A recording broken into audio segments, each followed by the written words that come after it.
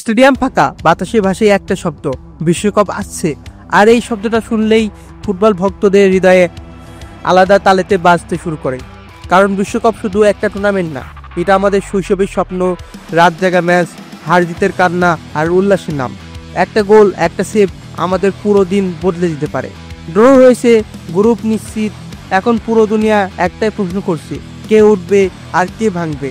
প্রতিটা ভক্ত নিজেদের দলের জার্সি বের করে ফেলেছে। সোশ্যাল মিডিয়া গরম, আগামী যুদ্ধের আগুনে। মজার ব্যাপার হলো, বিশ্বকাপ এলে বয়স, দেশ, ভাষা কিছুই আর ম্যাটার করে না।